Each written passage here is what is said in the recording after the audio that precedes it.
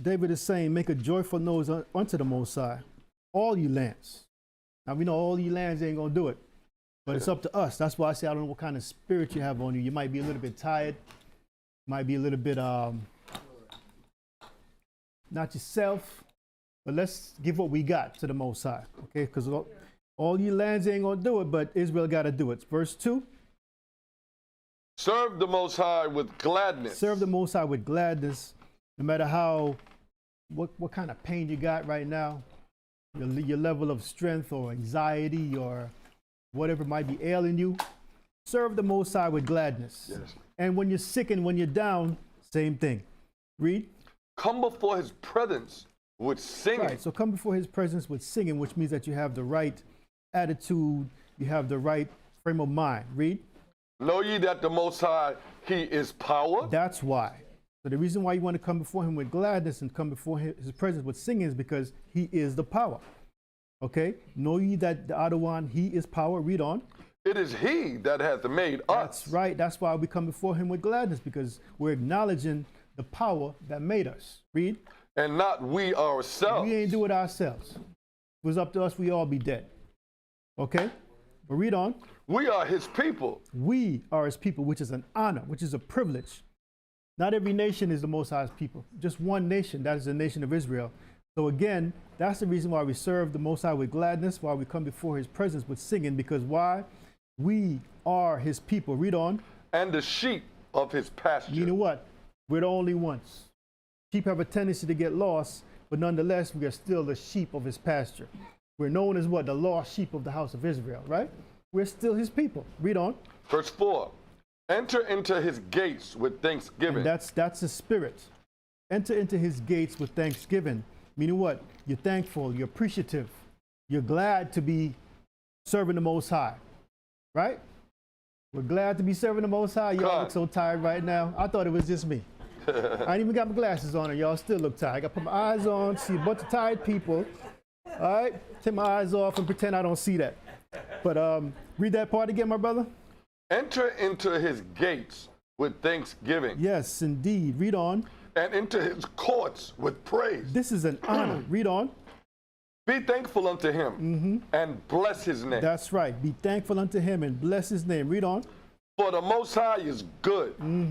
His mercy is everlasting. And you know, without that mercy, once again, we'd all be dead because we're not deserving. But nonetheless, because the Most High is full of understanding and merciful, you know, we give him thanks. Read. And his truth endureth to all generations. And that's the difference between the Most High and what's in the world. In the world is lies. They change every day. But the Most High's truth endureth to all generations. He said that he chose Israel as his people.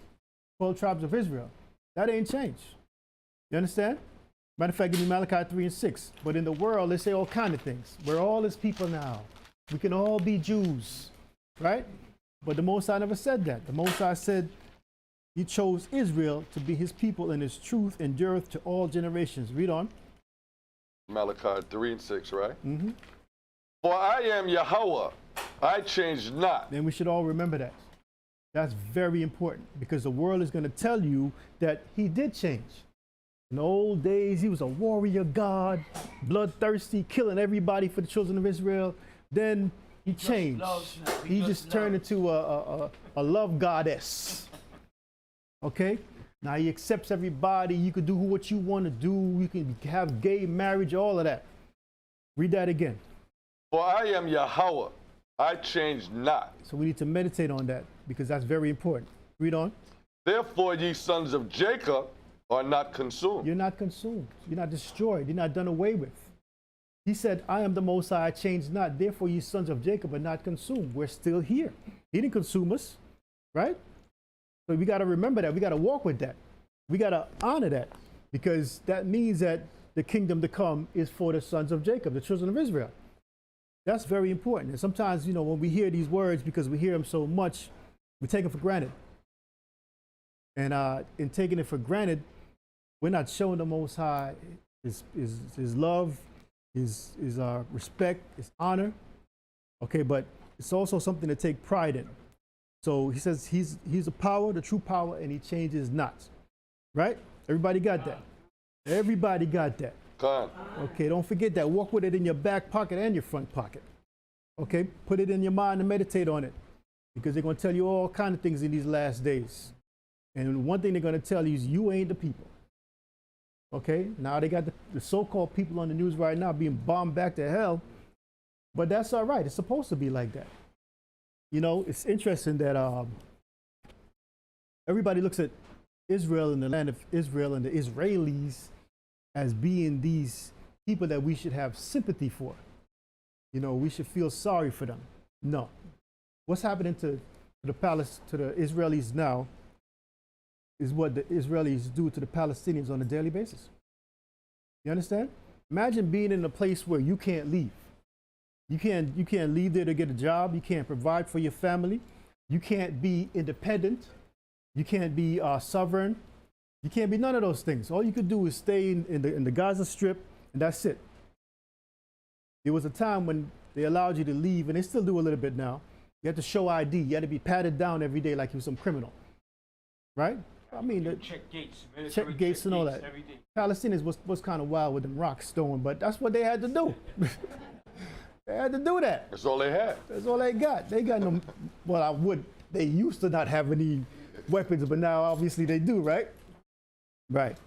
So the point of the matter is, the Most High is going to bring a lot of attention to that land, and he's going to prove and show that these are fakes. So this sympathy campaign that they've been having on us since 1948 is about to end. Okay? All right, so now let's go to the book of Psalms 86. How we doing? All right. Psalms 86. So we're in the end of the Feast of Tabernacles. This is the last night. When the sun goes down tomorrow, Sunday night, okay, it'll be over. Psalms 86, we're going to start at verse 6. Read out the book of Psalms, chapter 86, verse 6. Give ear, O Adawan, unto my prayer, and attend to the voice of my supplications. In the day of my trouble I will call upon thee, for thou wilt answer me. Mm-hmm. Among the powers there is none like unto thee. Among the powers there is none like unto thee. And it's spelled G-O-D-S with a small g. What you said, Ben? So now that lowercase g is indicating that it's not the Most High. So it says, among the gods or the powers, there is none like thee. Is this saying that there are other gods? No, they're saying there's other powers in the earth, but they're all of the Most High. Everybody understand that? That's what that means. But it's saying there's none like thee. Because why? Now, there are idols also in the world, right, which people worship, but David is saying is none like the Most High. If you got to build your God and make your God, this is a piece of rock, I got to sculpt and do all kind of things and then set it up. There's none like the Most High, because I ain't had to do that for him. He sculpted me. He made me. You understand? So therefore, I worship him. That's the way it works. But remember, throughout history, they were always idol makers, and they were famous men. They were loved in the community because they made these great statues of these gods of Diana and Jupiter and all these people. But people just never thought about it. If I got to create you and make you, and I got to set you down, and if you fall down, I got to put you back up. Word. What kind of God are you? Think about that. Handicap. You ain't got no legs, you can't walk? Handicap. I got legs. What does that mean? I'm more of a God than you are. Can't talk. You understand? You can't talk. You know, it's so funny. So funny when you go in the book of Daniel. It can't help you. And they want to prove that this idol is not real. Oh, yeah. They feed it every day. Bell and the Dragon. And they said, well, who was eating the food? You understand? Because obviously he's not the idol, but it takes a certain kind of mind to worship an idol. And unfortunately, we talk about it from the past, but is it still not being done today? Okay. Now, you might go into a Catholic church and see all these statues that people fall down before, but what about that cross? It's an idol. What about this thing that they do, the Station of the Cross and all that? That's an idol thing to do. You understand? But read on, my brother. Oh, Adawan, neither are there any works like unto thy works. The Most High is amazing. Neither are there any works like unto thy works. This whole world, sun, moon, and stars, and everything that you see, that's the work of the Most High. So again, that's why we come before him with praise and singing. Read on. All nations whom thou hast made shall come and worship before thee. All nations whom thou hast made shall come and worship before thee. Now, this is a future prophecy. Right now, they're still worshiping their little idols, right? But the Most High is putting this in here because he's telling you that that is what to come. Read. O Most High, and shall glorify thy name, for thou art great. Now, listen to this. All nations whom thou hast made shall come and worship before thee, O Adawan, and shall what? Glorify thy name. So now they got all kind of crazy names out there, right? You know, all kind of made up names. Like, where did they get these things? But that's all right, because the Most High said he's going to return to us a pure language. And not only will the nations worship and honor the Most High's name, all Israel will. Because even amongst Israel, we have different names, right? I'm not even going to comment on that, but to say that the Most High is going to return to us that pure language that we can call on the Most High. Read on. For thou art great and doest wondrous things. Yes, he does. Read on. Thou art the Most High alone. For thou art great and doest wondrous things. Thou art power alone. Read on. Teach me thy way. Teach me thy ways.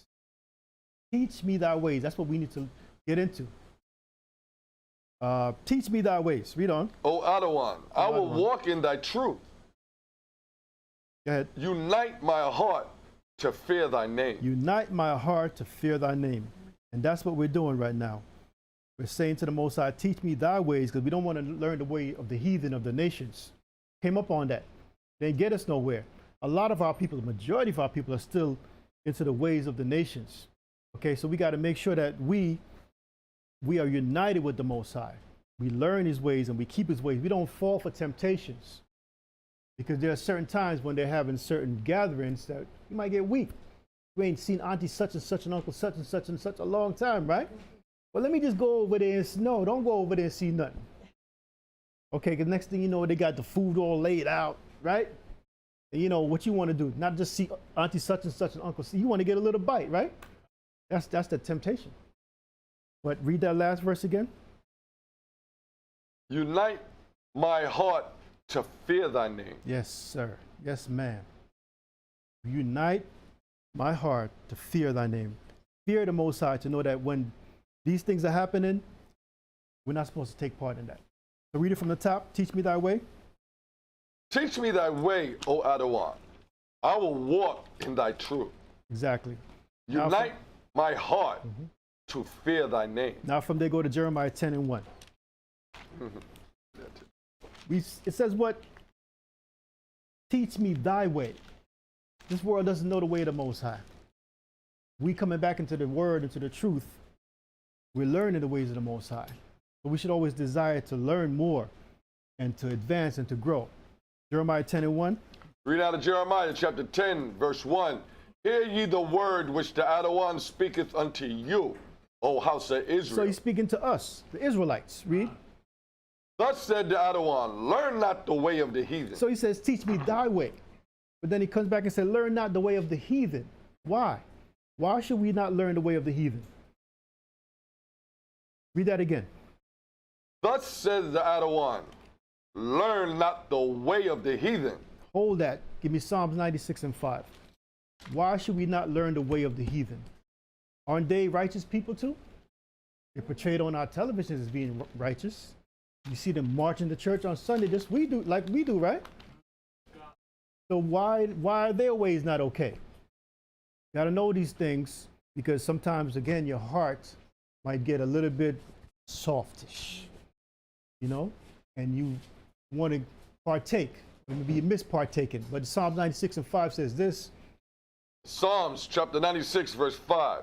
For all the powers of the nations are idle. Now read what it says. For all the gods of the nations are idle. That's why we should not learn the ways of the nations, because their gods are idols. Okay, they're not into the Most High. They're not into the ways of the Most High. They're not into what David said, teach me thy way. They don't want to know that way. They want to worship Diana. They want to worship Zeus. They want to worship all these different idols. They don't want to give their strength to the Most High. They don't want to come with joy. And why? Because he's not in their minds. He's not in their heart. His ways are contrary to their ways. What they want to do, he's not into that. He's not accepting that. So you understand that today they've changed them all together. Okay? They've gotten rid of the biblical power of God, so to say, and they've erected and created a new one that accepts them. That's why now you see gay marriages going on in the churches. That's why now you see all kind of foolishness going on, even in our churches. Because even us as a people don't want to deal with the Most High. But the Most High says what? Go back to, finish that.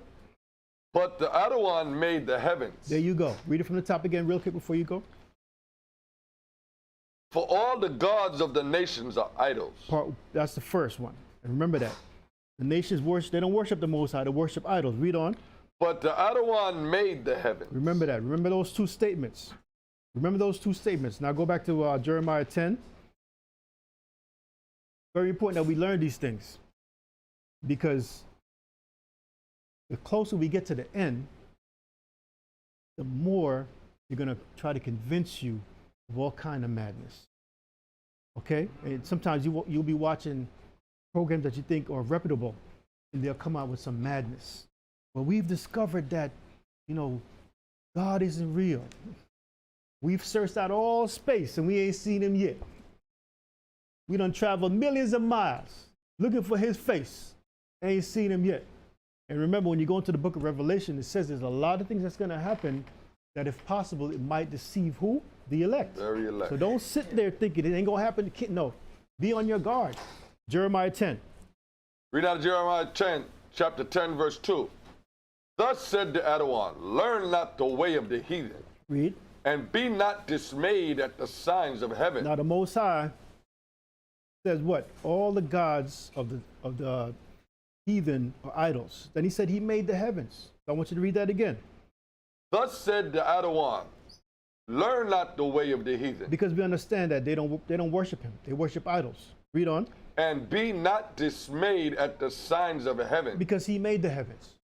What do the nations do? The heathen? They worship the heavens. They base their religion, they base their lives on the heaven. The movement of the sun. Even though they're going to tell you in astrology the sun moves, but then they come back to science and say that, oh, the sun doesn't move, the earth moves. But that's nonsense, right? They'll tell you the movement of the moon and the astrological signs and all of that. All of these things, they study the heavens. And the study of the heaven has been going on since the time of Babel. Okay? It's been going on since then because they wanted to understand how to get power. They wanted knowledge. So read that. And be not dismayed at the signs of heaven. Because the Most High is going to create signs in heaven. You understand? He's going to create all kinds of things that you're going to see. Storms, full moons. He's going to create eclipses and all that, right? But the Most High is saying, don't be dismayed at that. Because why? The heathen are dismayed at that. Don't be afraid. These things happen for a sign. Not to make you afraid, but to give you understanding. Remember when Yahushua was born, there was a certain star. Remember that. But he did that as a sign. He said, this is the sign of the most wonderful thing that happened. Okay? So it wasn't to make you afraid, but to show you that you're blessed. Read. For the heathens are dismayed at them. They're dismayed. And because they're dismayed, they make up all kind of things. Oh, we got to worship that North Star right there. It's an eclipse. Oh, God is mad at us. December 21st, the sun is dying. Let's pray for the sun. That's how you get Christmas, by the way. You understand what I'm saying? But that's because they're dismayed at the heaven. They don't understand. But this book has been around all along, right? And it's explaining to you, don't be worried about those things. Read on. For the customs of the people are vain. Read. For one cutteth a tree out of the forest. This is why the Most High said, learn not the way of the heathen. This is what he's talking about. They do vain things. Start from the top again. For the customs of the people are vain. They have customs, not laws. Christmas is a custom. Easter is a custom. You understand? This is what the book is talking about. Did it come from the Most High? Did it come from his law? No. Read that again. For the customs of the people are vain. The word vain means what? Without use. Foolish. Foolishness. Read. For one cutteth a tree out of the forest, the work of the hands of the workmen with the axe. And this all came from what? Babel again. Semiramis, the wife and mother of Nimrod, right? She created this nonsense. Talking about you got to cut the tree from the forest, okay? You got to put it in your house, but you got to nail it down. Back then, they said you got to nail it down. Because if you don't nail it down, it's going to come and get you in the middle of the night and kill you. You understand? So this is how this thing they call Christmas started. But before that, they had this giant tree, and what they did was they would sacrifice children and put them on the tree. Okay, so by doing that, they put fear into the people. So now when Jeremiah is talking about it here, he's referring to what they did. Read on. They deck it with silver and with gold. To me. Sounds like a Christmas tree to me, right? Now, y'all remember them old memories when you was a little itty bitty and you wanted to decorate the tree? Remember that? Yeah. This is what you was doing. Ignorantly. But now that you've learned that the ways of the heathen are wrong, you know that you shouldn't do that. That's why I said don't be tempted by going over to the family gathering, talking about you just want to see Auntie Sue, Uncle Larry, and all of them. Okay? Read. They deck it with silver and with gold. They fasten it with nails and with hammers. Yeah, back then they used real silver and real gold. That it moved not. Now you go to the dollar store and get your, you know. Right? But it said what? Read that last precept again. They fasten it with nails and with hammers, that it moved not. Because they didn't want a tree to come kill them in the middle of the night, like Semiramis said it would. Okay? But this is how this tradition started. But the Most High is speaking against it, and the description here is very descriptive. It's very on point to me, I should say. Right? You can't read this and not get a Christmas tree. And if you do, something wrong with you. Go ahead. Another thing is the Babylonian word for children or child is Yule. So when you see the fire burning, the log is a Yule log, right. But it's actually a child being burned. Right, exactly. Right, so read on. Verse 5, they are upright as the palm tree, but speak not. They must needs to be born. Meaning what? They need to be moved. You have to move them. So when we're talking about the idols that people make and people create, if you have to born it or move it, what does that mean? It ain't nothing. It ain't no God. It ain't nothing. Read. Because they cannot go. They can't go on their own. But they told a lie. Yes, it can. If you don't nail that tree down, it's going to come and kill you in the middle of the night. Okay, but you make sure you cut it down and bring it to your house and nail it down. Okay, read on. Be not afraid of them. Don't be afraid. Don't be afraid of that lie that they told you that it's going to come and kill you. Read. For they cannot do evil, neither also is it in them to do good. Exactly. So they can't come and kill you, but they can't bless you either. Plain and simple. They can't kill you. They can't bless you. It's just a tree, a dead tree at this point. You're right. Go ahead. For as much as there is none like unto thee, O Adawan, thou art great. Thou art great. And thy name is great in might. We don't have to move the Most High. We don't have to decorate the Most High. We didn't create the Most High. He created us. So that's why we say he is great. This is why we honor him and worship him. Plain and simple.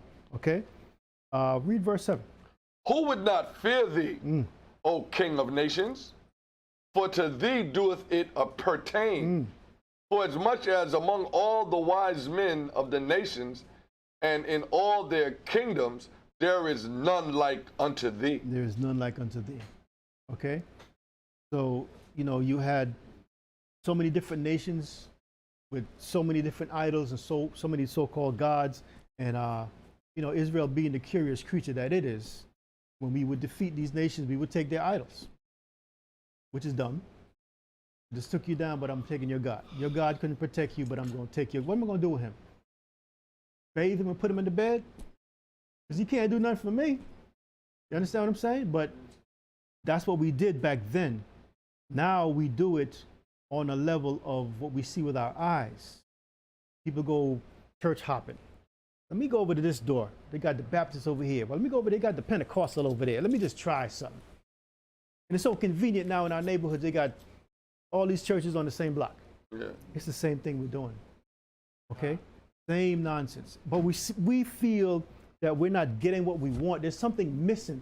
Let me try this other door and that other door, and you never get it. You never get it. But it says what in verse 6?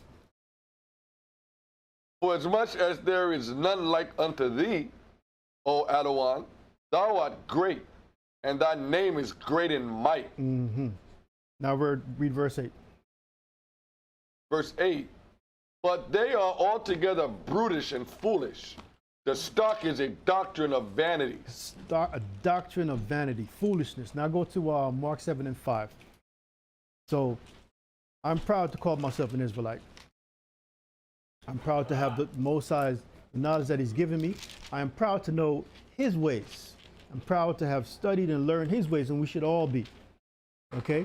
So instead of me being excited about some Christmas or Easter, I'm excited about the Feast of Tabernacles, man. I'm excited about Passover, the Feast of Unleavened Bread. That's what I'm excited about. You understand that that's where we have to be spiritually now, which means that we've grown. Mark chapter 7, verse 5. Read out of Mark chapter 7, verse 5. Then the Pharisees and scribes asked him, why walk not thy disciples according to the tradition of the elders? Now, this is from the past when Yahushua was on the earth. And he asked the Pharisees, who were Israelites, but were pretenders. How come your disciples don't walk according to the tradition of the elders? This is what we're talking about. Yahushua is showing you, it's going to show you that we had this problem from way back. Way back, some of our forefathers, not all of them, walked according to the tradition. It didn't say law. In the book of Jeremiah, we read a word called custom. So custom now and tradition is very similar. Okay? It's not the law of the Most High, it's tradition of men. Read it from the top. Then the Pharisees and scribes asked him, why walk not thy disciples according to the tradition of the elders, but eat bread with unwashed hands? Now, when I read that, it sounds so simple to me. Like, how could you be so simple? Why are you talking about washing hands to me instead of talking about something more important like the Most High's law? Why are you not telling me about the Feast of Tabernacles? Why are you not teaching me about something that's significant and relevant to the Most High and me, its spiritual growth? You're talking to me about washing my hands. What that got to do with anything? Well, let's read on. Verse 6, he answered and said unto them. Yahushua was smart, man. Beautiful. He knew how to speak to them and how to shut them down. This is what we're trying to learn, to shut the family members, not to disrespect them, but show them that I'm not going to your Christmas party, man. I don't need to be there. Read on. Well has Isaiah prophesied of you hypocrites. Don't want to be a hypocrite. You don't want to be a hypocrite. But read on. He's saying the Pharisees were hypocrites. We don't want to be Pharisees. We don't want to be pharisaical. We don't want to be hypocrites. We want to be true to the Most High. Read. As it is written, this people honoreth me with their lips, but their hearts is far from me. And that describes a Pharisee. Okay, with their lips, they pretend to be so wise in the marketplace, in the open. Look at me, I got on all white, check me out. Yeah. I've been fasting, I'm a Pharisee, but you're a fake. None of us want to be fakes. Read. Howbeit in vain do they worship me. Because you're not getting nowhere. There's that word vain again, right? In vain. We don't want to do things in vain. We don't want to do things where there's no profit to it. We're not getting anywhere. We don't want to come here every Shabbat and high holy days and it's not profiting us. Okay, read. Teaching for doctrines the commandments of men. And that is the downfall of man. That is the downfall of Israel. Read that last precept again. Teaching for doctrines and the commandments of men. When did man make a commandment? When did man make a commandment that can give you life? He said, honor your mother and your father for what? Longevity, life. He's saying, teaching for doctrines of what? The commandments of men. Instead of teaching the commandments of the Most High, they teach the commandments of men. You understand? This is what the Pharisees did. We know people like this. Okay? We choose to stay away from people like this, but even more important, we choose not to be like that. Read. For laying aside the commandments of Yahweh. They put it aside. Said, have no other gods before me. Don't make any idols. They put all that aside. Read on. ye hold the tradition of men. And put the, in other words, they put the commandment of men above the commandment of the Most High. Read. As the washing of pots and cups, and many other such like things ye do. Right. He made it sound simple, right? Because it is simple. They lay aside the commandment of the Most High. He put it like this: even if it's on a Shabbat day, they want to do all of this because it's more important. I got to get my pots shiny. Put them down. And then they make the excuse, but I got to make the house look good for the Shabbat, right? It's an excuse. Understand? It's what people do. People make excuses. People do things so that they appear to be pleasing the Most High. Okay, read on. And many other such things like things ye do. And he said unto them, full well ye reject the commandment of Yahweh, that ye may keep your own tradition. One of the things that we did, brothers and sisters, there's a law that says the child has to be circumcised on the 8th day. You had people secretly doing it on the Shabbat. Now think about that. Does that make sense? Do you break a law to keep a law? Do you break a law to keep a law? Think about that. If I was born and then the 8th day happens to be on the Shabbat day, do you circumcise? No, you don't. But read that last precept again. Full well ye reject the commandment of the Yahweh. And the reason why Yahushua is saying this is because a lot of times we do things in an ignorant state of mind. A lot of times we do things by following. In other words, not thinking about something as simple as what I said. Do you circumcise me on the 8th day if it's on the Shabbat day? What is more important, keep the Shabbat day or circumcising me on the 8th day? Keeping the Shabbat. Then people say, I don't know. I don't know. The law says circumcise you on the 8th day, but then it says no work on the Shabbat. What should I do? What should I do? Is my son going to be rejected if he's not circumcised on the 8th day, which happens to fall on the Shabbat? I use wisdom. Got to use wisdom. Okay? But again, when people are not thinking, they do things or they follow people doing things. Read on. That ye may keep your own tradition. Your own tradition. Christmas is a tradition. As much as our people and our nation want to call it celebrating the birth of Christ, it's a tradition, it's a custom of the heathen. Easter, custom of the heathen, of the nations that we've adopted and calling it what? Righteous. Think about it. New Year's Eve, church is packed at 11 p.m. because they want to bring in the New Year's in church. Right? They don't clean their houses, right? Because you got to do that. You got to do that, right? You put on your Sunday best, you go to church. You know you tired. You know you tired. Up in the church, bucking all over. Is it midnight yet? Right? But you want to be there because why? You want to follow the customs of men. You said, no, I got to be in church. Somebody once told me something too. You can't be in the house at the stroke of 12 on New Year's Eve. I'm like, what do you mean?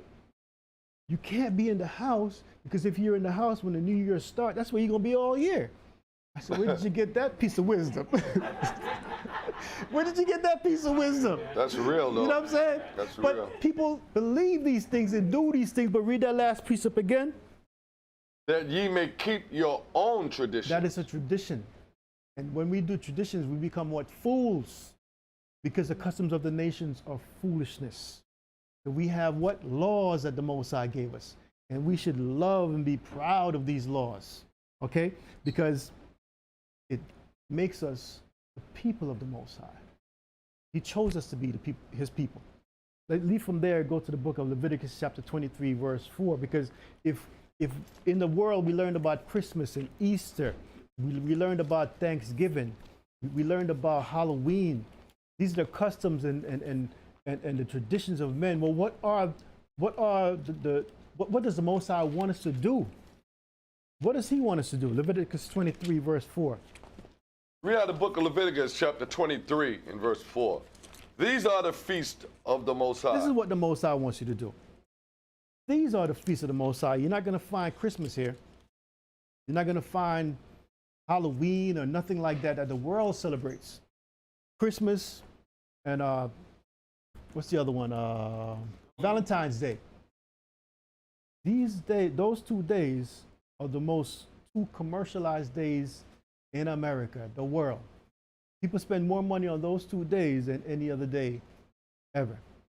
You understand? They're buying gifts for each other. But buying a gift and sending in a gift is a part of the customs of the heathen. You understand? Most I didn't tell us to do that on those days.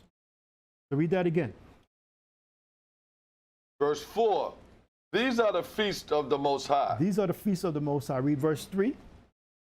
6 days shall work be done, but the 7th day is the Shabbat of rest, and the holy convocation. You shall do no work therein. You shall do no work therein. Read on. It is the Sabbath of the Most High in all your dwellings. In all your dwellings, no matter where you are, no matter what country you are, no matter what part of the world you are, the Sabbath day is something that the Most High created, and it should be observed. Okay? It doesn't say only in Israel. I want to emphasize that, because some people have this theory and thought that you could only keep the Sabbath land of Israel. No. It says that. Read that again, the last precept. You shall do no work therein. It is the Sabbath of the Most High in all your dwellings. In all your dwellings. Read on. These are the feasts of the Most High, even the holy convocations, which ye shall proclaim in their seasons. So to put it plainly, these are the feasts or the festivals of the Most High. This is what he told us to do. Even holy convocations, meaning what? True gatherings. Holy means true. Convocations are gatherings. True gatherings. This is when you're truly supposed to gather. It's not going to be Christmas. It's not going to be, what's the other one? Thanksgiving. That's when the house is full of people, right? That's not what he said. You ain't going to find it right here. True convocations, holy convocations, true gatherings. Read on, my brother. In the 14th day. Hold on now. Read that last precept of 4. Oh, these are the feasts of the Most High, even the holy convocations, which ye shall proclaim in their seasons. Which ye, the children of Israel, shall proclaim in their seasons. Okay? You're supposed to proclaim that in their seasons. When is Passover? Spring. Spring. The beginning of the year. When is Tabernacles? Fall. In the fall. And it makes so much sense. If you really look at it, it makes so much sense. You are being told and given the secrets of the Most High. He's saying, this is how you stay in tune with the world that I made for you. In the beginning of the year, you're going to celebrate Passover, which is to remember when you were in Egypt and I saved you. But it's the beginning of the year. You understand? So in the beginning of the year, you're going to do a sacrifice, which is what? The Feast of Unleavened Bread. You're going to do that unto me, which all points to Yahushua. Okay? Which all points to Christ. But the point of the matter is, the Most High's feast makes perfect sense in accordance to the way that the earth operates. Read on. In the 14th day of the first month at even is the Most High's Passover. Right. Now verse 7. In the first day ye shall have an holy convocation. Ye shall do no servile work therein. So you have the Passover, the Feast of Unleavened Bread, verse 10. Speak unto the children of Israel, and say unto them, when ye be come into the land which I give unto you, and shall reap the harvest thereof, then ye shall bring a sheaf of the first fruits of your harvest unto the priest. Because you're thanking the Most High for the increase. What you planted, this is very simple, what you planted in what we call the fall, which will be now, you're going to reap that in the spring. But you're thanking for the Most High for the rain that he gave you at that time to make the land fertile, right? And then you'll reap the increase, because then again, in the spring, he has to give you another rain to make the land soften because it's been hardened through the hard winter. Right. You understand? But everything makes perfect sense if you follow his timeline and follow his holidays. Okay? His holy days. Read on. And he shall wave the sheaf there before the Most High. So the priest will wave the sheaf before the Most High, which is what? The sheaf come from what? The first fruit, which is the barley and the wheat. So we're waving it before the Most High, saying, we thank you, we acknowledge you for giving us the rain. We acknowledge you for giving us the increase. Okay? So this is how you what? Not only be the people of the Most High and be in tune with the earth, but you be in tune with the Most High. This is how we are the Most High's people. Okay? Not by going to church and jumping up and down the aisles, say, oh, hallelujah, I got the whole, no, that ain't got nothing to do with it. That's nonsense. That's uncleanness. Read on. to be accepted for you. Yes, sir. On the morrow after the Shabbat, the priest shall wave it. Now let's go to verse 15. Verse 15, and ye shall count unto you from the morrow after the Shabbat, from the day that ye brought the sheaf of the wave offering, 7 Sabbaths shall be complete. Right, which is going to give us what? First fruits. Okay, so now let's jump down to what? Verse 24. Verse 24, speak unto the children of Israel, saying, in the 7th month, in the first day of the month, shall ye have a Sabbath, a memorial blowing of trumpets, and holy convocation. So during Passover, Feast of Unleavened Bread, we will wave the sheaf before the Most High, acknowledge him, thank you for giving us the increase. Okay, then in the 7th month, we're going to do what? We're going to blow the horns and thank the Most High. Why? Because now we're going to start off with the Feast of blowing of the trumpets, but we're going into what? The beginning of the end of the agricultural season. Okay, this is a time now when we're in today. Today we would have done, before today we would have done what? Gathered all our fruits. Gathered all the fruits. But see, we're thanking the Most High for giving us that increase. So like I said, if you really think about the high holy days of the Most High, they're in tune with the way that the earth operates. If you now keep this law, you're in tune with the earth, you're in tune with the Most High, you're in tune with nature, everything. Right? People say, oh, people always say, I want to be more spiritual. I want to be close to nature. This is what you're reading right here. This is how you do it. But they try to give you all kind of crazy ways. You got to do this and you got to do that. Climb the highest mountain, swim the deepest sea. People get confused. People say, I want to be closer to God. You want to be closer to God? This is how you do it. Right here. This is how you do it. He's showing you how to do it, but he only showed it to his people. Everybody understand it? Give me Psalm 147:19.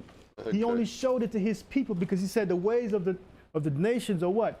Foolish. Foolishness. The gods of the nations are idols. You understand? So you got to put it all together and say that we are what? A blessed people. The Most High created us to be his people, created us to love us, then he also created us to be ambassadors to these foolish nations. Because they don't know better. They wasn't given it, man. Psalms 147:19. We ought to watch Psalms 147:19. He showeth his word unto Jacob. Unto who? Unto Jacob. Read it again. He showeth his word unto Jacob. And the word that he's talking about is what we've been reading, his law. The high holy days, the seasons, what you do in them, why you do it. Read. And his statutes and his judgments unto Israel. He showed that unto Jacob. He didn't show it to the other nations. Read on. He hath not dealt so with any nation. Read that again, because you might have thought I made that up. He has not dealt so with any nation. From the top. He showeth his word unto Jacob, his statutes and his judgments unto Israel. He has not dealt so with any nation. So in other words, he only showed his wisdom to us. He gave us this understanding. You understand? Now, in the other nations and in the world, what do they do? They create all kind of material and to force the earth. You understand? They create, give me some names. They create, what's the term of that thing? All kind of materials to force the earth to produce. Okay, but it's not about forcing the earth to produce. Before you plant your seed, you pray to the Most High and you ask him to bless it. Okay? You thank the Most High when it's blessed and when it's produced. You understand? He only showed that wisdom to Israel. We just read that. So I don't need any harsh chemicals on my GMO, thank you, on my corn. You understand? Extra fertilizers. Fertilizers. We're raping the earth with these things, raping the earth. But that's not the process that we just read. Okay, the process we just read is that when we plant in the fall, we pray to the Most High for the rain. That's the fertilizer. Silly, right? Simple. I'm so simple, right? That's the fertilizer. But you know that the land needs the rain. You pray to the Most High. He gives you the rain. Here comes the spring now. You pray to the Most High again that he gives you another rain to soften the earth so that everything can come up. All right? Let's go back to Leviticus chapter 23. Let me finish that. Go ahead, my brother. And as for his judgments, they have not known them. They have not known them. Praise ye the Most High. Khan, he didn't show it to the nations and they don't know his judgments. They don't. That's why this world is the way it is right now. Go to Leviticus 23:27. Now the book of Leviticus chapter 23 verse 27. Also on the 10th day of this 7th month, there shall be a day of atonement. It shall be an holy convocation unto you, and ye shall afflict your souls, and offer an offering made by fire unto the Most High. Because the Most High gave that day, that precious day, to us. He gave that precious day to the children of Israel, where we can afflict our souls. We can fast and do what? Go before our true power, our true creator, that doesn't need us to move him from left to right, and say, please forgive me for what I've done. Did we not just read that he didn't give that to the other nations? So that means I don't need to go into Catholic church, sit in a chair and say, forgive me, God, forgive me, priest, whatever, for I've sinned, or however they say it. Why am I saying that to a man? Forgive me, Father, if I have sinned. That's what they say, right? Why am I doing that? What's this man gonna do to me? Give me 2 Hail Marys and a da-da-da, and my sin is forgiven? Does he have that power? No, but the Most High gave us a day called the Day of Atonement, that we can do that with him. We can go before him, which again all points to Yahushua, who was sacrificed. Christ died and was sacrificed for us. All of these high holy days point to Christ, point to Yahushua. Okay, now from there, we go to verse 32. Verse 32. It shall be unto you. I'm sorry, you go to 34. Verse 34. Speak unto the children of Israel, saying, the 15th day of this 7th month shall be the Feast of Tabernacles for 7 days unto the Most High. On the first day shall be an holy convocation. Ye shall do no servile work therein. 7 days ye shall offer an offering made by fire unto the Most High. On the 8th day ye shall be a holy convocation unto you, and ye shall offer an offering made by fire unto the Most High. Good. It is a solemn assembly, and ye shall do no servile work therein. These are the feast of the Most High. Say that again, my brother. These are the feast of the Most High. It's not Christmas, it's not Thanksgiving. These are the feasts of the Most High. He listed them. But again, at the top of the chapter, it's telling what it says what? Leviticus 23:1. And the other one spake unto Moses, saying, speak unto who? The children of Israel. That's who we are. And say unto them, concerning the feast of the other one, which ye shall proclaim to be holy convocations, even these are my feasts. So there should be no confusion. So when you read verse 37, read that again. These are the feast of the Most High, which ye shall proclaim to be holy convocations, to offer an offering made by fire unto the Most High, a burnt offering and a meat offering, a sacrifice and drinks offering, everything upon his day. Exactly. Read on. Besides the Sabbath of the Most High, and besides your gifts, and besides all your vows, and besides all your free will offerings, which ye give unto the Most High, also on the 15th day of the 7th month, when ye have gathered in the fruit of the land. And that's the key thing. You got to remember that. This is also called the Feast of Ingathering. We would have gathered in our fruits because of what the harsh winter that's about to come, the dry season. Read on. You shall keep a feast unto the Most High 7 days. On the first day shall be a Sabbath, and on the 8th day shall be a Sabbath. And that's why we're here tonight. This is the 8th day or 8th night. We're having the Sabbath, the assembly, and we're here to thank the Most High. Now, we're not in the land, and we're not dependent upon the land like we used to be, but we don't want to take the Most High for granted. Just because you can go to Costco or Rite Aid, not Rite Aid? You can go to Pathmark. I know it's not there no more, but I miss me some Pathmark. Shop and stop. Right. Walmart. Same thing. And get you some fruits, right? I used to like me some stuff.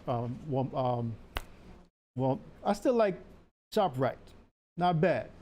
But I'm not going, just because I can go to ShopRite any time of the year and get my fruits don't mean I don't thank the Most High. That's right. Just because I didn't plant it don't mean I don't thank the Most High. That's right. Just because I can get all these things don't mean I don't keep the high holy days of the Most High. Read on. Also, on the 15th day of the 7th month, when ye have gathered in the fruit of the land, ye shall keep a feast unto the Most High 7 days. On the first day shall be a Sabbath, and on the 8th day shall be a Sabbath. Right. And you shall take you on the first day the boughs of goodly trees, branches of palm trees, and the boughs of thick trees, and willows of the brook, and ye shall rejoice before the Most High your power. So this is how 7 days. This is how we made our original tents, right? We would gather the boughs of the trees and the thick trees and the willows and so forth, and it's a representation of the time when we were in the wilderness. That's what that means. And if you really think about most of these high holy days, it's pointing you back to the time of the wilderness when we didn't have a stable land or a stable place to be. So the Most High says, when you're in the land, I want you to remember how it was when you were in the wilderness. So if you're going from the Passover to Tabernacles, it all points to that. And it all points to what? Yahushua, points to Christ. Read on. And ye shall keep it a feast unto the Most High 7 days in the year. It shall be a statute forever in your generations. Ye shall celebrate it in the 7th month. Mm-hmm. Ye shall dwell in booths 7 days. All that are Israelites born shall dwell in booths. So it's not talking about the Italians. It's not talking about the Germans. It's talking about what? All that are Israelite born shall dwell in booths. Why?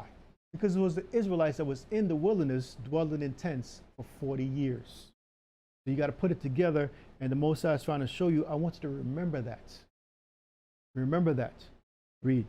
That your generations may know that I made the children of Israel to dwell in booths when I brought them out of the land of Egypt. Exactly. I am the Most High, your power. I am the Most High, your power. I'm telling you what's good for you. I am telling you what I want you to do. I am telling you what I want you to remember. Don't remember something called Christmas or Easter. So now that you're an adult, you have to forget the things that you were taught as a child. And remember now what the Most High wants you to do. Read. And Moses declared unto the children of Israel the feasts of the Most High. Exactly.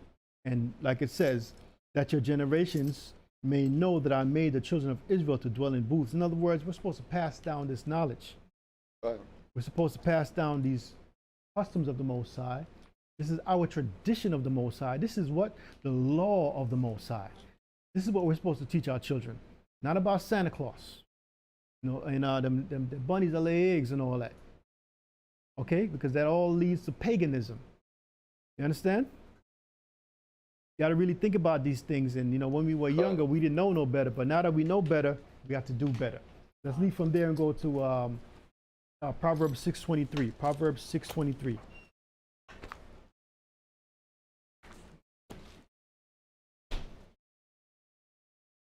Now, you always gonna get that family member. What's wrong with Easter? Ain't never hurt nobody.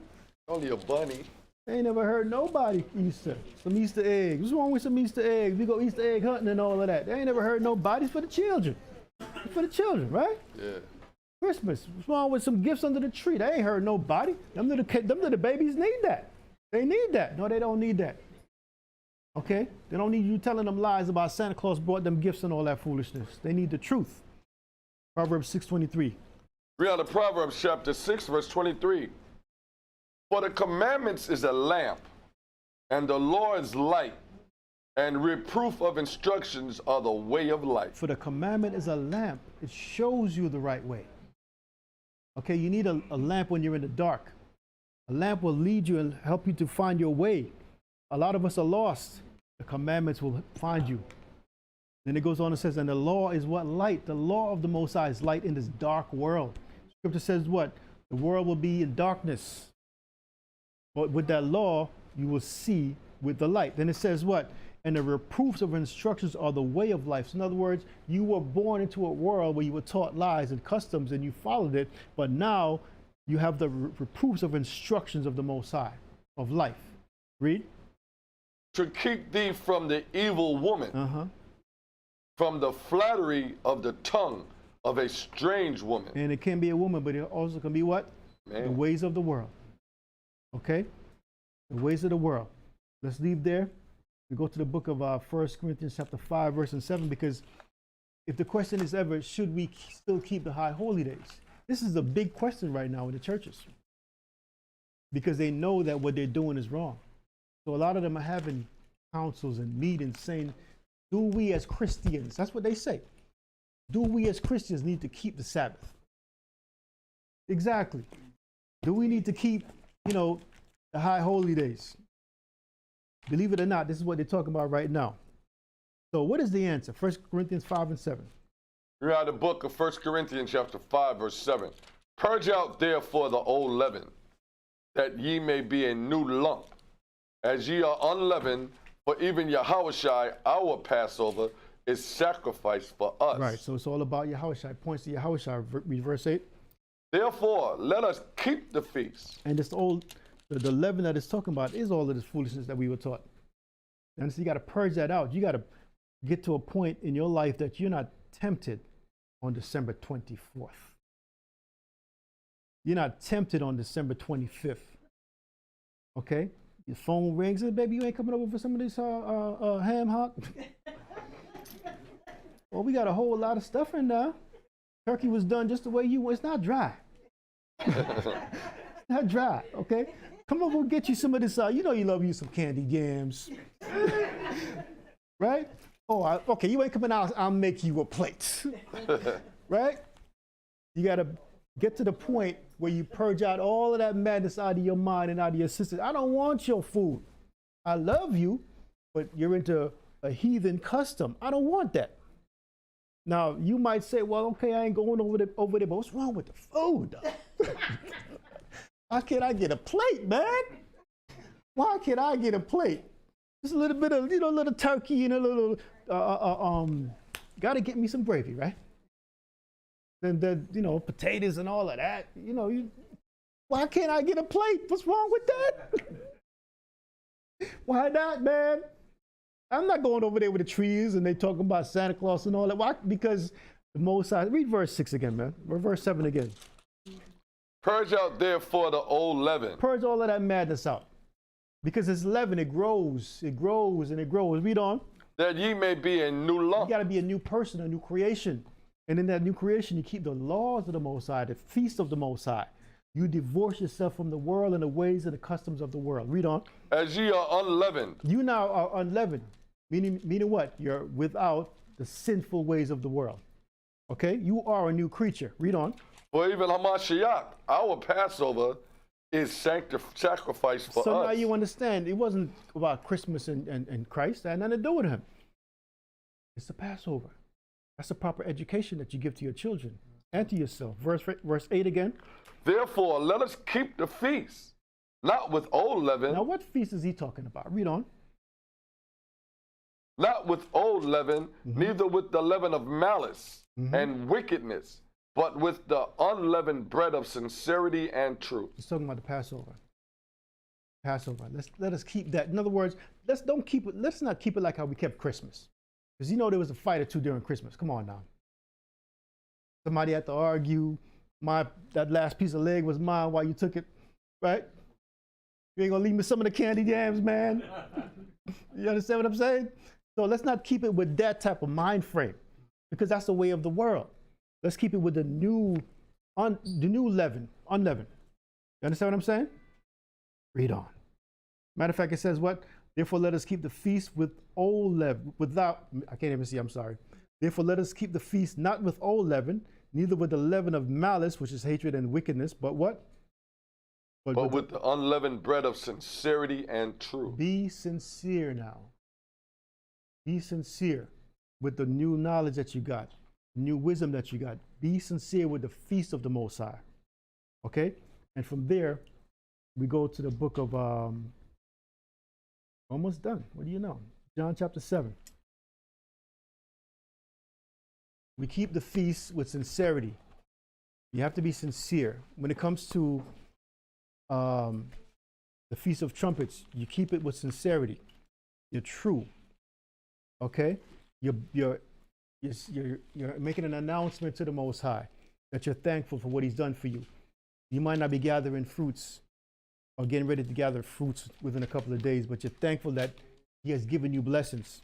When it comes to the Day of Atonement, you're sincere. Whatever leaven is in you, you're sincere to get it out. If you need to apologize, apologize. If you need to apologize to the Most High, you do that. You need to apologize to each other, you do that. Somebody on your, listen, I'm gonna tell you like this. There'll be somebody on your job that ain't got nothing to do with the truth, but you know you disrespected that individual. You as one being in the truth, yeah, you apologize to that man or woman. Get that old leaven out of you, man. You understand what I'm saying? It's very important that we are sincere with the word of the Most High. It says what? But with the unleavened bread of sincerity and what? Truth. Truth. We have to be truthful to each other. So now when it comes to the Feast of Tabernacles, again, you're sincere because you're thankful for what the Most High has given you. You're thanking Him for the increase.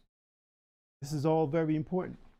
You know, and sometimes, unfortunately, just due to our lives and our burdens and our jobs, we do things half-heartedly.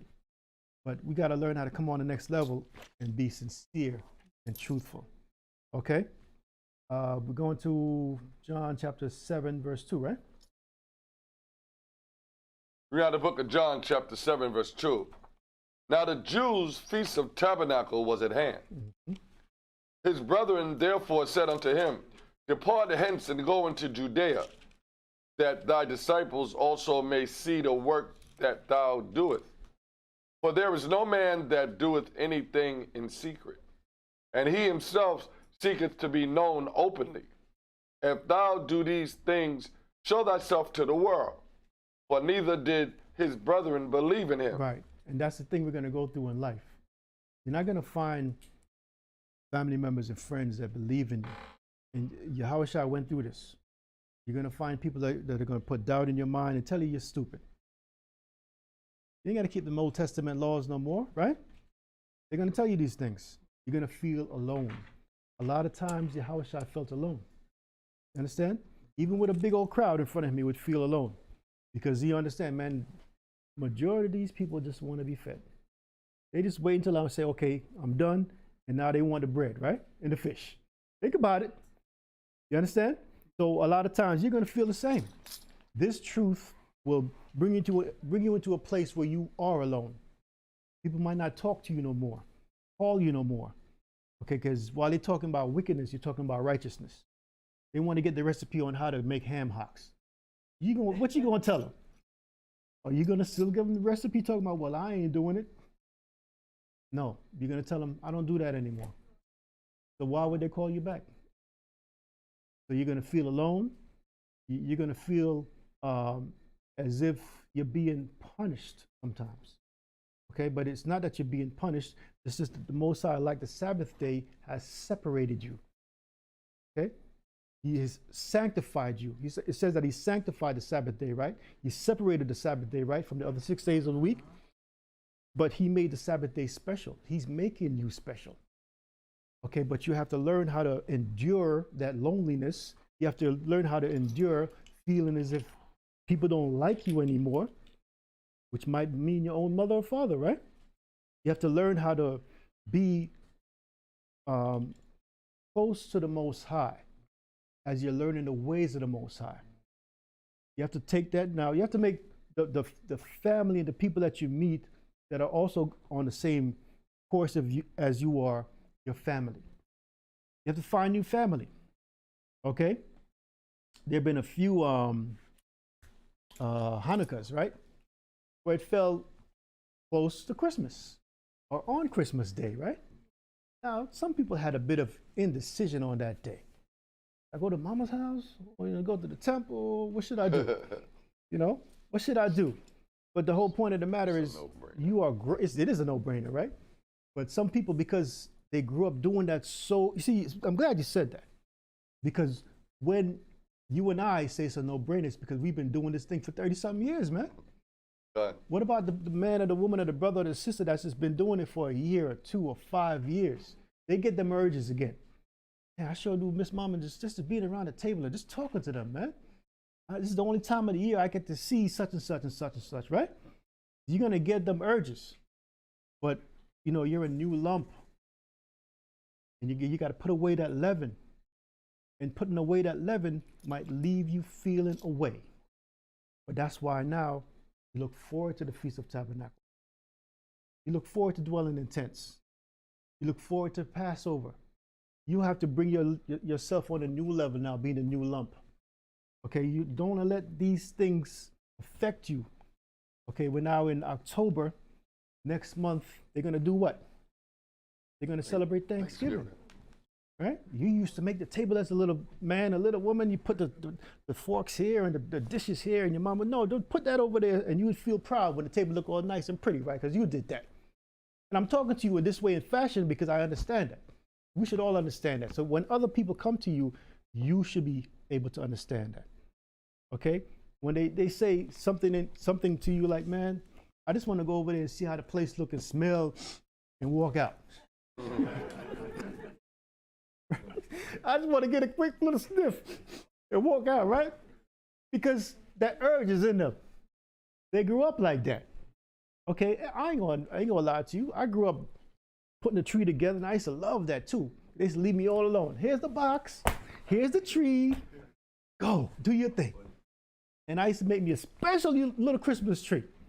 And everybody used to say, wow, how you made it look so good. The lights and the fake gold and whatever you want to call it, the trimming, right? So it became a thing of pride for me as a child. But when I came into this word, matter of fact, before I came into this word, when I became a 5%er, I had to put that away. Can't talk about peace garden. There's a Christmas tree in your house, right? Or you walk with a box of gifts, right? Peace God. What's today's mathematics? What you got behind you, man? Right? But then I came into the word and I had to put the 5% thing to put it away. You understand? So we go through different steps in life, but it's called growth. Now I don't miss Christmas. I don't miss Thanksgiving. Matter of fact, Columbus Day on Monday is Thanksgiving in Canada, and I got a large family in Canada. You understand? And I used to drive up there back in the day, and have Thanksgiving with them. I'm telling you the truth, man. I'm making myself naked in front of you. Not talking about the clothes, but just talking about the history. You understand what I'm saying? Because I'm trying to show you that this is what we went through, how we grew up, and that's why when the Bible talks about customs and traditions of men, it becomes embedded in you, okay? From a child up. Now, your mother, your father, your grandmother didn't know no better. They went to church every Sunday with the Bible here. And from here, the Bible went there. And they opened up the Psalm book, and they sang the Psalms. They never really read the Bible. They never really read the Bible, my brother. Could I read this real quick? Go ahead. Just a verse, brother. Mm-hmm. This is just like how you breaking it down. Titus 3:3. Mm-hmm. For we ourselves also were sometimes foolish, mm-hmm. disobedient, deceived, serving diverse lusts and pleasures, living in malice and envy, hateful and hating one another.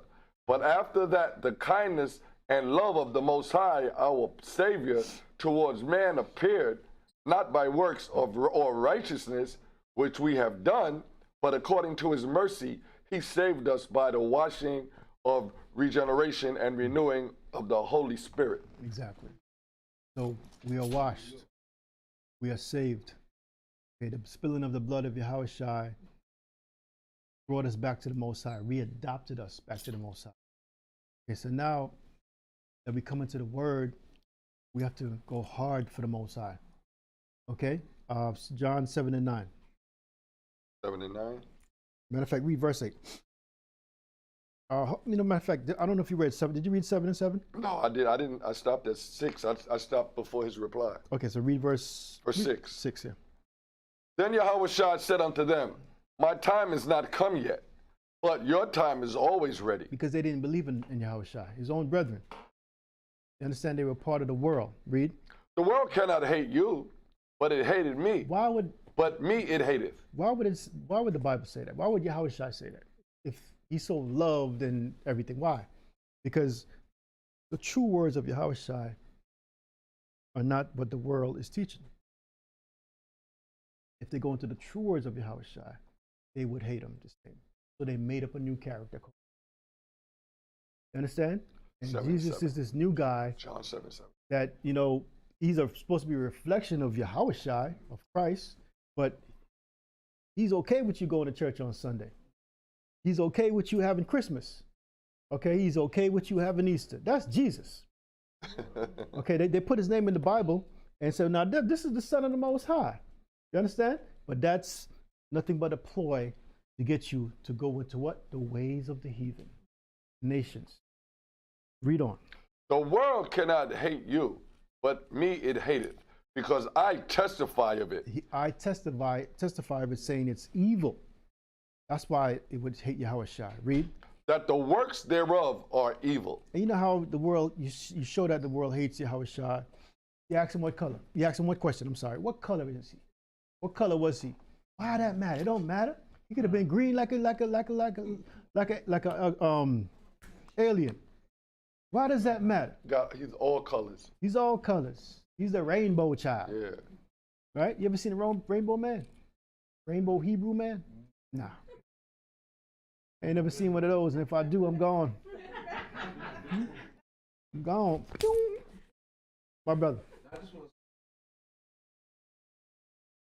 Right. when I be saying things, job description, that don't matter neither. Mhm. Let's fax whoever you want to fax. Right. Job the way It you don't want matter. to. It don't matter. It don't matter. Right. So now when I put up this description, this drawing of what Christ would have looked like, when I put that up and it's black, they're offended at that. But it didn't matter a minute ago, right? All of a sudden now it matters. Right. Because they like the white one with the long hair, Yeah. the rock star look. They like that, right? But this guy now with the white hair, black, dark skin, they don't like that. You understand? So we have to use wisdom. We have to use wisdom. Read on. Go ye up unto this feast. I go not up yet unto this feast, for my time is not yet full come. When he had said these words unto them, he abode still in Galilee. Mm-hmm. But when his brethren were gone up, then went he also up unto the feast, not openly, but as it were in secret. And I came here to show you that Yahushua Christ kept the feast. He kept the feast. Then went he also unto the feast. Now it says not openly because why? They were trying to kill him. But nonetheless, he made the sacrifice and went up into the feast. Okay? But as it were in secret. As it were in secret. Now he did that because he had wisdom. He knew that he could not allow them to take him before his time. So he made the sacrifice. We have to make the sacrifice. Okay? And right now, you and I and everybody in this room, we're pretty much into the word, and we've been into the word for years, but I'm trying to show you, have a little bit of understanding when it comes to others that are new, of others that might fall weak. Don't just go jump down their throat. What the hell do you mean you're going to that house for some Christmas? Talking about you want some bean stew or you want some candied yams. No, candied lambs. I don't know. Candy lamb might be good. I don't know too, about all though. that, right? You got to be a bit more sensitive and explain it to them. This is why you can't do that. But nonetheless, it says what? He went up into the feast. So the feasts weren't done away with during the time of Yahushua. It was still there. And even to this day, the feasts are here. The Sabbath is here. Okay? It's important for us to remember that. Go to Deuteronomy chapter 16, verse 13.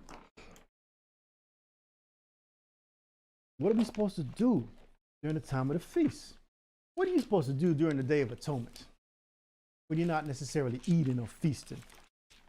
What are you supposed to do during the time of Tabernacles? Now, we live in homes. We're not living in the land of Israel like we used to, where we had our own home, our own land, and we could build our booth right there in the backyard, right?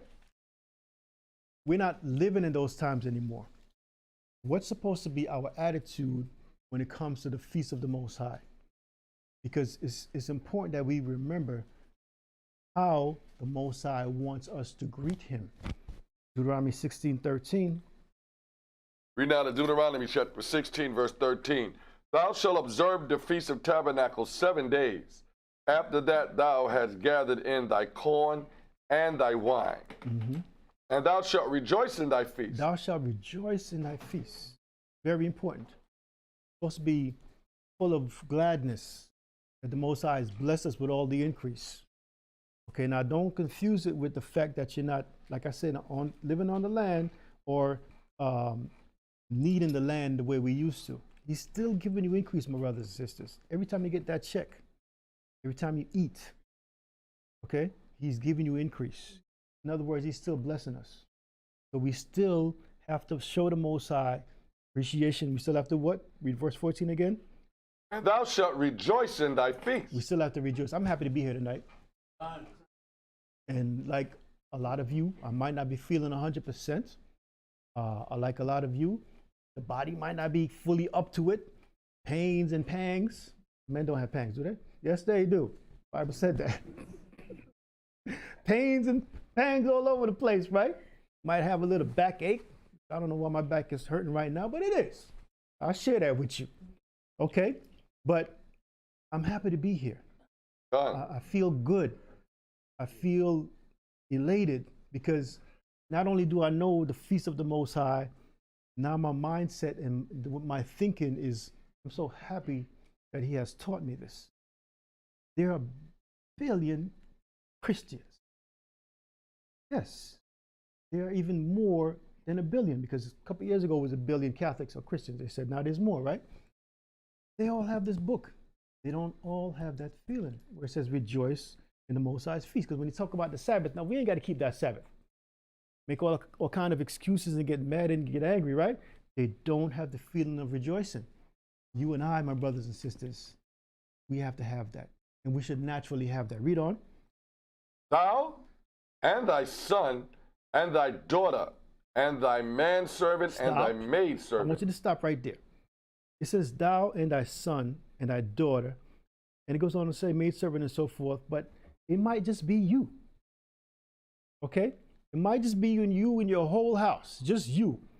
It might be your son and your daughter. They might take joy in it, but it might just be you. It might just be you, and you still have to rejoice. Read on. And the Levite, the stranger, and the fatherless, and the widow that are within thy gates. Go ahead. 7 days shalt thou keep a solemn feast unto the Most High thy power, in the place which the Most High shall choose, because the Most High thy power shall bless thee in all thine increase. In all thine increase. He shall bless thee in all thine increase. Health, of course, what you eat, sanity, clothes on your back, shoes on your feet, okay? Just your whole overall attitude. Most High is going to bless you in all that you do, but you have to show him that you appreciate these blessings. Read. And in all the works of thine hands, therefore thou shalt surely rejoice. Thou shalt surely rejoice. Shalom. That's it. Shalom. Shalom. So let's continue.